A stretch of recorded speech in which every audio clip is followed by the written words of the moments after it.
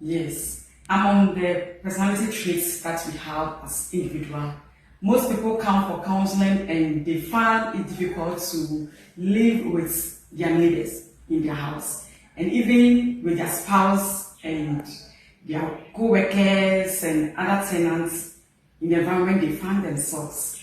I've been telling you that we are all unique, individual differences. God has created us differently. That's why we have innate abilities of individual. So that temperament is the innate abilities of individual that we have. And then we all have different inabilities. Even twins from the same biological mother have a different character traits. So in considering the temperament that we have, which involve the sanguine, the melancholic, the choleric, and then the melancholic, they all have different depiction of characteristics.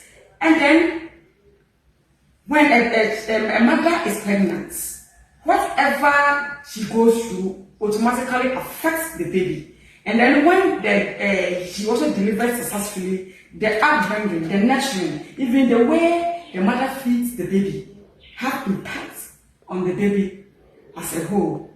When a baby becomes fixated at the early stage, it automatically affects the development of the baby. So sometimes some behaviors that our learners or our even husbands and wives depict are reflective. It's a reflective characteristics of what they experienced when they were young. And that's the more reason why the Bible will tell us we shouldn't judge.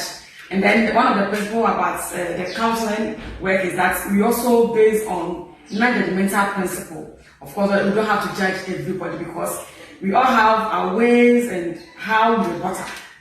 Apart from the innate abilities that that was embedded in us by God, and that one we shape it. When the strengths outweigh the weakness, that is why you are seen as a super, not even human. You are seen as a human being. But wherever the weakness outweigh the strength, that is why people see you to be odd in the society. And that's why we need to work on it as parents. We need to nurture it. I'm telling you that a kid or a child operates at the age stage, that is the animalistic aspect of every human being. So children behave like animals. So we shape them, we help them to be nurtured to become humans. That's why they use their logical reason. That's they become rational human beings. So depending on how you nurture a baby or a child, that's how you also come out. And then the environment that we find ourselves, the norms, the values, the principles that they go through really shape them to become human, for them to be acceptable in our society.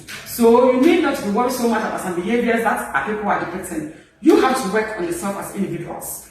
So I always tell people how you react to situations matters most than how others also see you. Because whether you like it or not, you can't be like other people. But you have to shape how you adjust and adapt to situations in life. That is why I always love this resilience type of model where there's adaptation and adjustments of life situations in life. So I will urge each and everyone to just accept situations. When you look at the Bible, I can give an example in the Bible, the behavior of Paul, who was Saul. Saul became Paul.